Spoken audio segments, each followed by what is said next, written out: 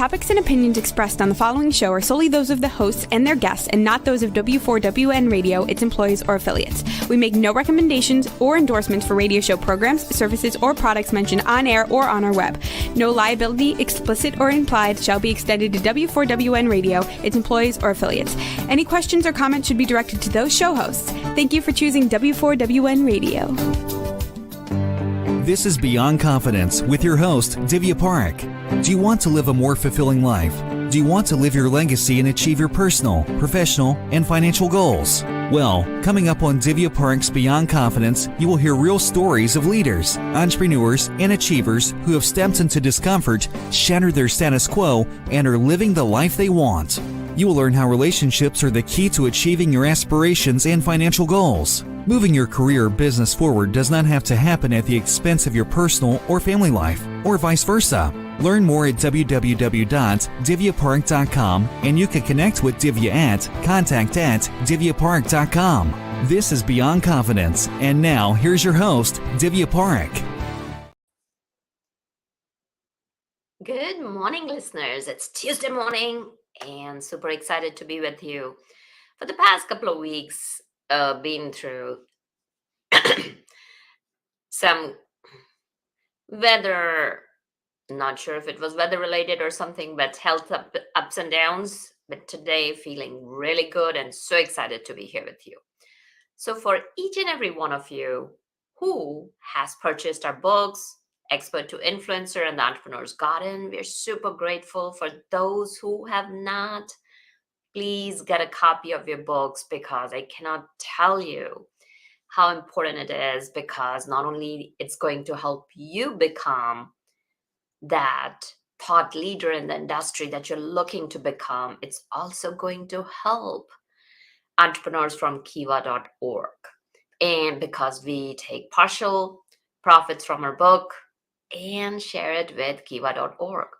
Also, I'm going to invite you to take 1 hour of your time and share it generously with no strings attached every month with someone. And whether if you want to break it up, that's absolutely fine. But take that time and bring it into giving, because in giving, you get the joy.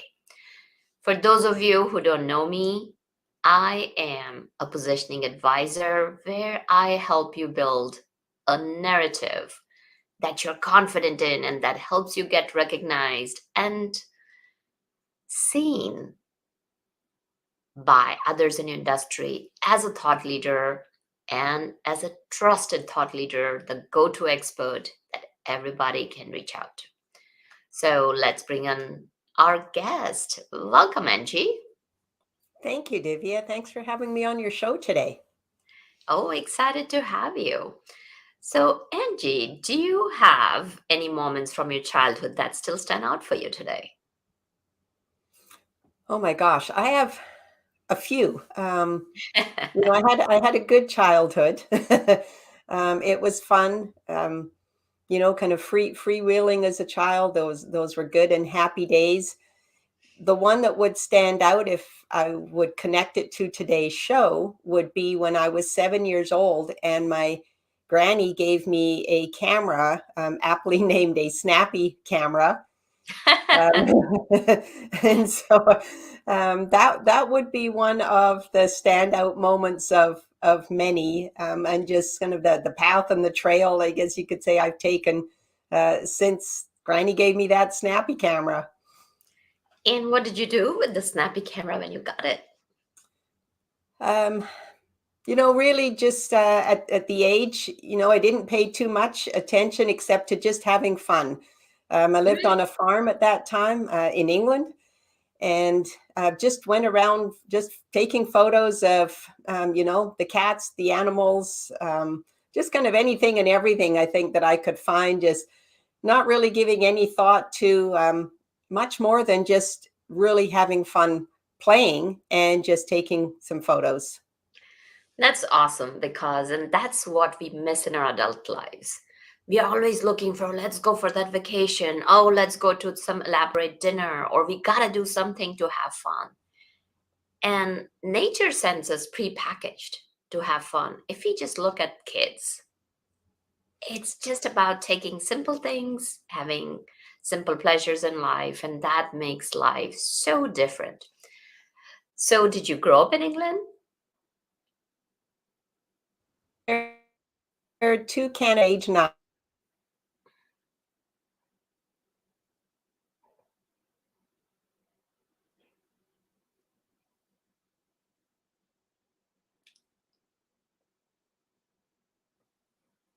One?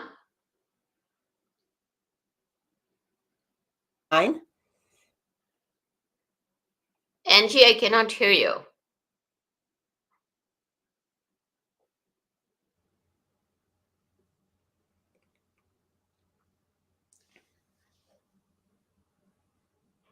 Angie, you're frozen. Do you have a strong internet network? I do. Maybe if you want to turn off your camera, that's fine.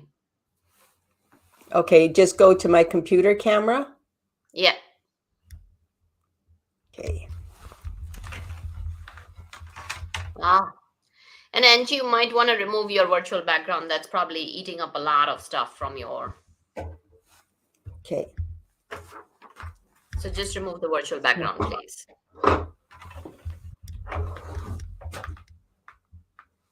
Sorry. I think that's that one.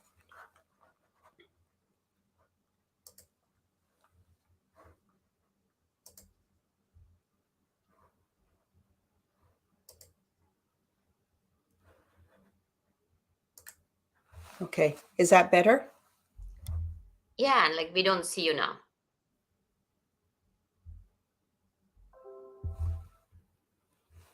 So where did I go?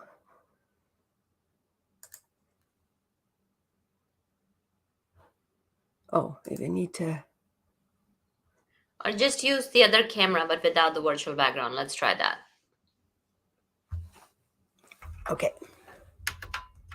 Sorry about that. That's okay. Which one is this?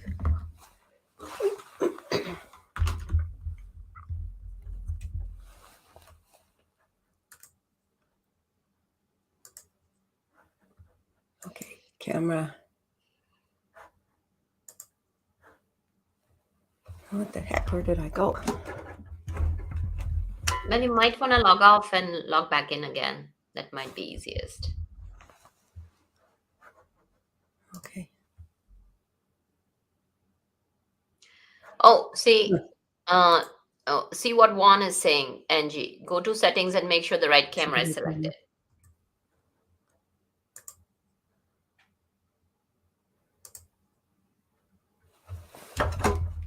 Is HD facing?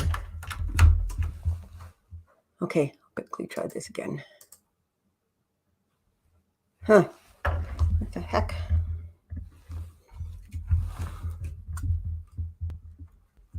Because I put it back to my webcam. Mm-hmm.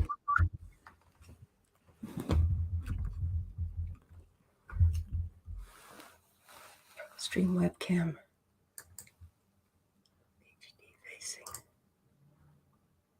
Oh my gosh. Any other recommendations, Juan? Oh wait, what's this? Oh, it had the stop cam. There we go. Sorry. That's okay. No worries. But now I have this ugly background behind me. It's okay. Like you were freezing off. We couldn't even like hear you. So it's completely fine. Okay. All right. So let's kind of back up again. And folks, here's what happens. Sometimes technology happens. It's completely fine. It's what value you're getting that's more important than the appearances. So tell us, Angie, if you were raised in England. I'm sorry, what was the question, Divya? Tell us, Angie, if you were raised in England. Yes. So that is my family heritage. Born and raised in England until age 9. We moved to Canada And I've been living in Alberta, Canada, in wide open spaces and big prairie skies and surrounded by nature ever since. Oh, fantastic. It's hard to find those wide open spaces. Usually tend to find those during vacation. So I'm sure you consider yourself very fortunate. So as you grew up, where did your life take you? Oh, well, it took me um, actually a lot of the time to my brother's farm. Just being outside, being around the animals, the chickens and the geese, and he had a few cows. And, I got to drive the tractor when I was old enough. That was always fun. Oh, I And bet. and I still like to do that. And just getting to be a child, that Hmm. number of years ago. Oh, that is so fantastic because so many times children today don't get to be children. They're going to so many different activities. Just being a child and having those summers where you didn't have anything to do, just being free and letting your imagination run. So, when you grew up, what was your interest? Where did you focus on? Well, I've always enjoyed being in the outdoors. So, camping, just trips to nearby parks, being out in nature. I always enjoyed sports in school. So, I had the advantage of that, doing a little bit of traveling with sports teams. But just again, other ways just to be fit and active. And, there was not the technology that we have today to keep me kind of distracted, I guess, or tied to that technology. So days were just filled with ways to entertain ourselves, be with friends, go and share connections. I would go camping with friends and just be outdoors a lot. Got it. And in terms of your career, where did that take you? Well, just loving to take photography. The family growing up, I was always snapping photos. And then approximately 20 years ago, or just over, I purchased what I would call my first good camera and Hmm. decided that I needed to learn how to operate it with all those fancy buttons and dials. And I found a workshop in the Jasper National Park in the Canadian Rocky Mountains, not too far from where I live. And it was called Photographing Mountain Wildflowers. Now, up until that point, I had not really given any thought to photoing mountain wildflowers. And that's kind of the interesting thing, I think, with photography, whether you're taking photos with a camera or with a phone, is you don't always know where a decision, when you say yes, is going to lead.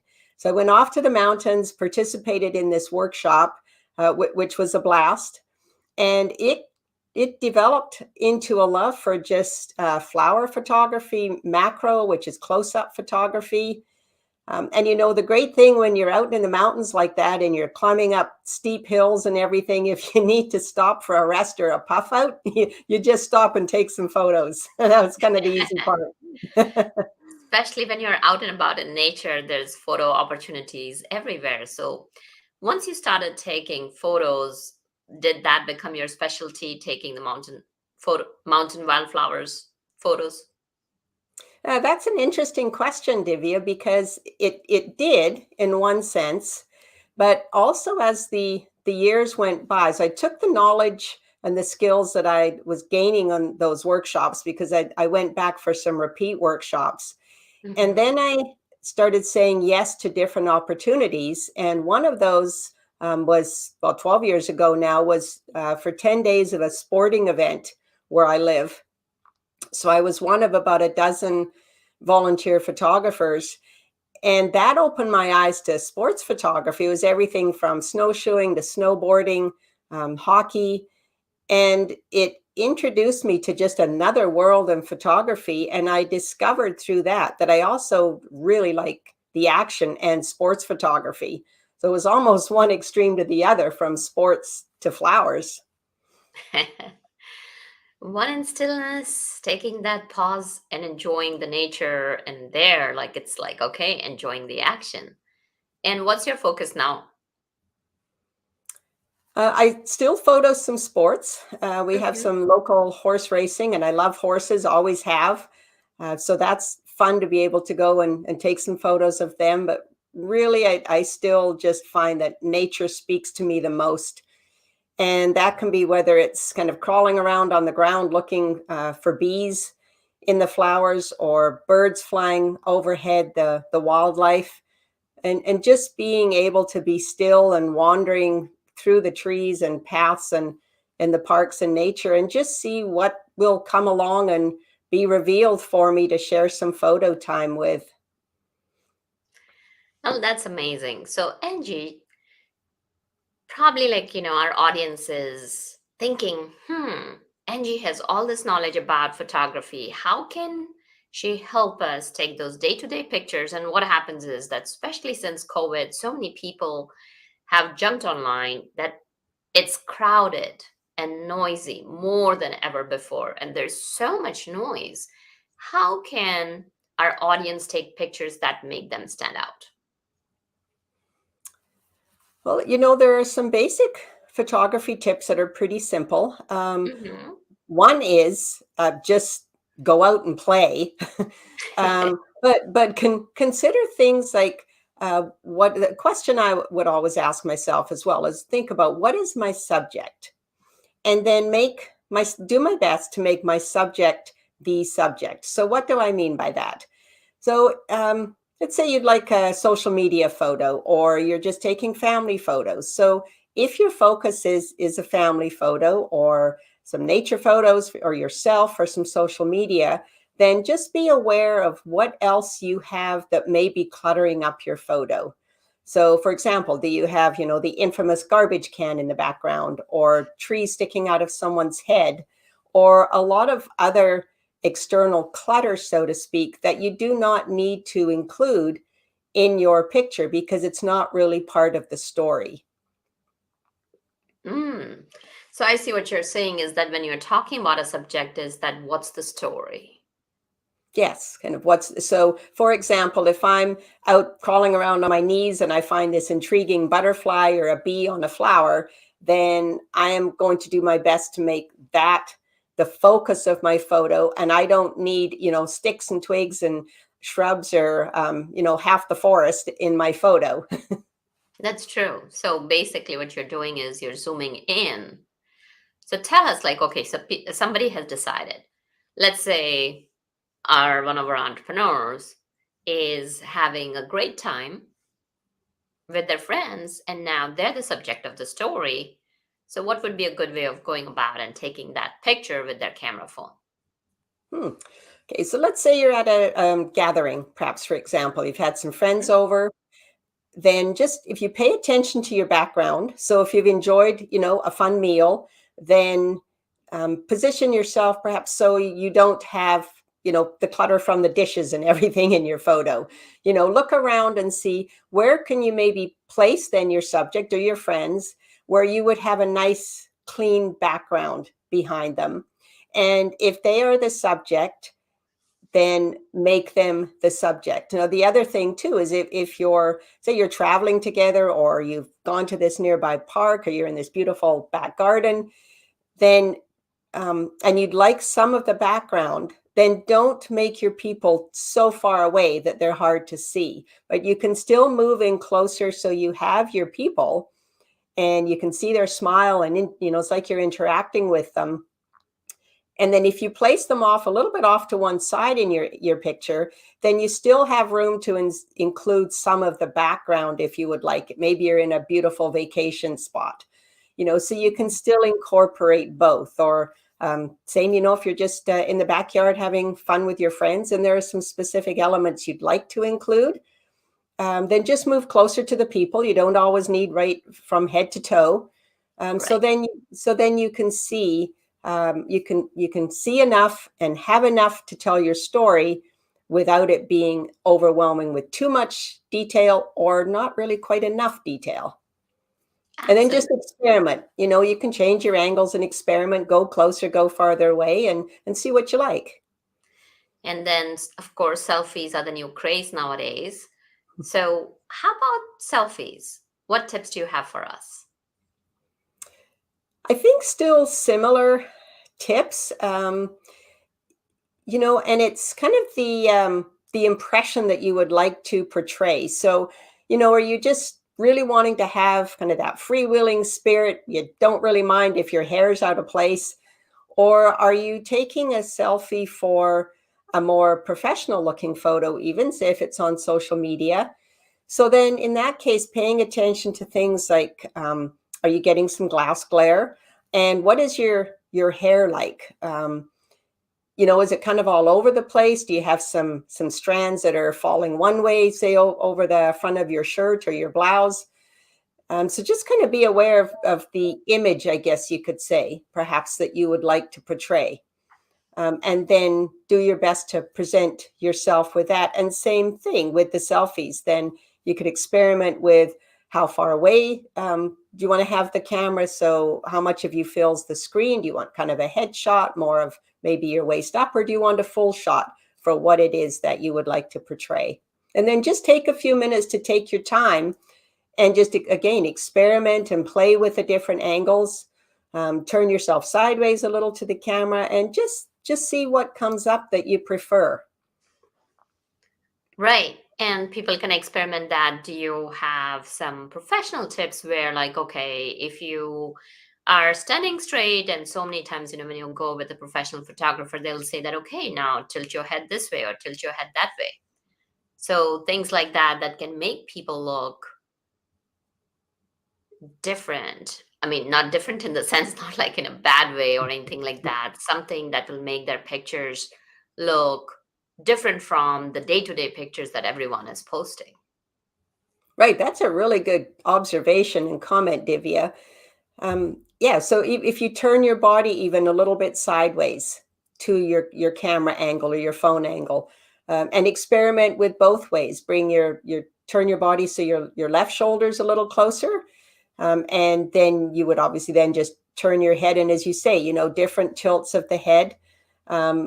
So experiment with turning both ways sideways to your camera or your phone when if you're taking selfies. And just a little tip of the head. You don't need anything necessarily too extreme, but that also is a little more, can be a little more flattering and just gives you something different than just straight on. Hmm. So you said something like, which most people are looking for. How can people take their cameras and make themselves look flattering? Well, you have, if you're doing a self-portrait, Mm. then you have the self-timer and a camera. And sometimes that takes a lot of shots. I was doing some self-portraits a few months ago and just had my camera set on a tripod. And probably took me about 25 shots, I think, before I was happy with my angle and the lighting and the background and everything. But similar thing, again, just, what's the purpose of the photo and how to make yourself look good is lighting is a huge thing as well. If you begin to observe the light through the day, there's what's known as that golden glow or the golden hour, which is around sunrise and sunset. And, that's just a beautiful, soft light that can really make a difference to how any subject, whether it's yourself or birds or wildlife, look in a photo. The other thing is you can take advantage as well of cloudy days. Sometimes with the bright light or harsh afternoon sun, you get some shadows and highlights, and it can be tougher to use that light for a flattering photo. So experiment if, like I love taking photos at the horse racing. If I'm taking photos and it's this really bright kind of overcast cloud, then it's like the cloud works as a diffuser for the sun. And the light is nice and even. It's easier to keep the camera settings constant because there aren't shadows and bright spots and all of this different light going on. So begin to observe the light and use it to your advantage. Those are some good tips. So since you also know the mechanics, let's look at some of the mechanics of cell phone, and then we'll also like address the camera. And folks, if you decide, or if you already have a camera. So this way you'll have some tips to make fullest use of it.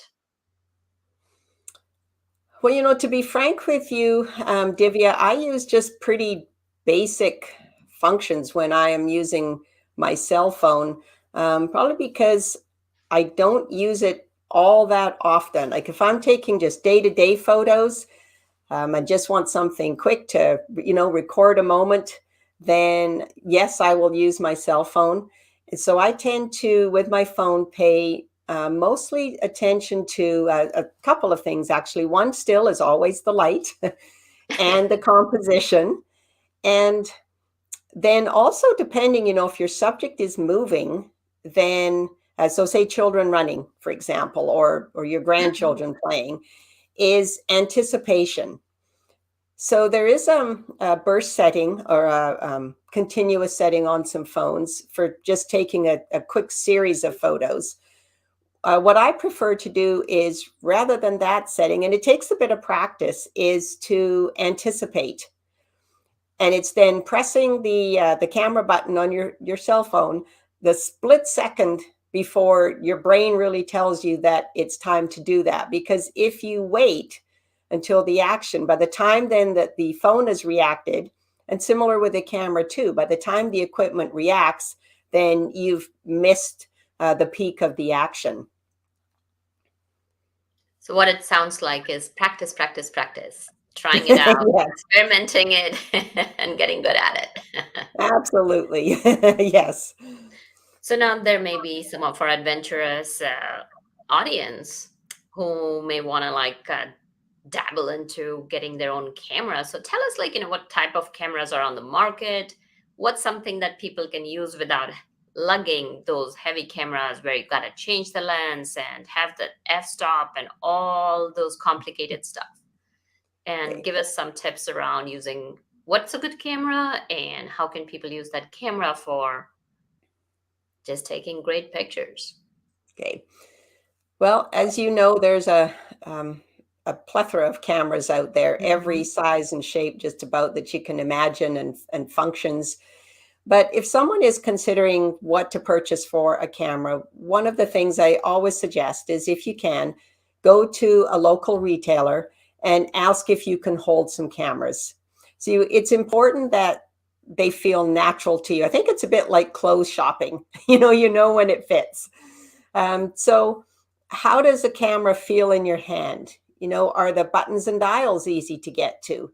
And if you have smaller hands, then those larger, bulkier cameras maybe aren't going to be as comfortable. But conversely, if you have larger hands, then some of those smaller point and shoot cameras, the buttons and dials may not be quite as easy and quick to access. And if you don't want to be lugging around, cameras with interchangeable lenses, then you can still look at, more compact point and shoot lenses. You have cameras these days where, you can get some decent telephoto and zoom where the lens is attached, and little lighter models. But I think it's, I was going to say it's kind of what you're interested in using, the reason for using your camera. But that can be a little tricky sometimes too, when you don't always know yet how far you maybe want to take your photography. So, So it's to start some. let's narrow it down. Let's say for people they're not into, let's focus on entrepreneurs or professionals that they want to use it for social media, for their websites, where they're not into photography, but it's at the same token something that helps them stand out in the crowd. So tell us, give us, you don't have to give us the names of the brands, but what features they can look for and how to use those cameras. Okay. So features, I would say, to uh, be able to have the camera that gives you, and so many of them are so good these days, but the professional quality, so the image size, so that you have high resolution, you can get your high quality images. You can always lower the resolution or lower the size of your picture files if you need to, but it's tricky to go the other way, to go up. So just have one that can handle the quality for the type of photos that you would like to take.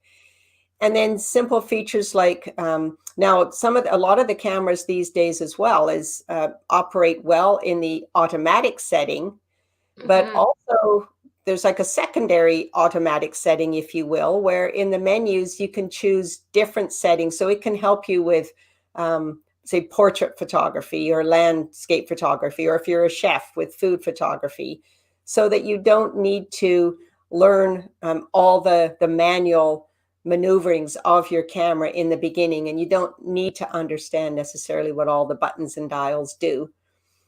So, a mid-range type camera for price and quality would probably serve that purpose. And there are a lot of cameras that are mirrorless, and then some have mirrors. So can you tell us the difference between the two? Well, the camera that I have does have a mirror. A friend of mine actually just bought a mirrorless camera, and she did let me know it was a bit of a new learning curve for her. I've done a little bit of research on those. I think, weight seems to be one factor that's coming in with the mirrorless cameras. And I think more so depending on whether one is focused on, do I want the latest technology and go mirrorless, or should I have a mirrorless camera, is it really just gets down to how are you using your camera, developing your photography skills so that you are using your equipment and learning how to use it to get the best photos that you can, rather than, say, relying on, well, if I have the latest equipment, that'll help me get the best shots. The best shots still come from how you are using your equipment. Well, fantastic. And so, Angie, if our audience wants to connect with you, where can they connect with you? Okay, my website is www.angiepattersonphotography.com. There's a contact page on there. They can feel free to send me a question or a comment if I can help them with anything. And the website will continue to have new and more information posted. And I am in the process of developing a newsletter. So if they would like to contact me on my website to sign up for the newsletter, they're welcome to do that too. Well, fantastic. Is there anything else you'd like to share with our listeners? Just have fun. There will be days when your photos don't turn out how you anticipated. And, you can learn as much sometimes from what did not work with your photographs as to what did. But stay inspired, learn from others, but don't compare yourself from others or to others. And just have fun. It's a lot about experiment. And as you said earlier, Divya, just practice, practice, practice. Well, thank you for joining us, Angie. And we wish you all the best in the coming year. And thank you, listeners, for being with us. It's always a joy and pleasure to be with you. And thank you, Juan, for all the technical support. Yes, we did have some technical glitches today, so we appreciate your understanding. And folks, be well and take care. See you next time. Thank you, Divya. It was a pleasure to be on your show today. Thank you for being part of Beyond Confidence with your host, Divya Parekh. We hope you have learned more about how to start living the life you want. Each week on Beyond Confidence, you hear stories of real people who have experienced growth by overcoming their fears and building meaningful relationships. During Beyond Confidence, Divya Parekh shares what happened to her when she stepped out of her comfort zone to work directly with people across the globe. She not only coaches people how to form heart connections, but also transform relationships to mutually beneficial partnerships as they strive to live the life they want. If you are ready to live the life you want and leverage your strengths, learn more at www.divyaparekh.com. And you can connect with Divya at contact@divyaparekh.com. We look forward to you joining us next week.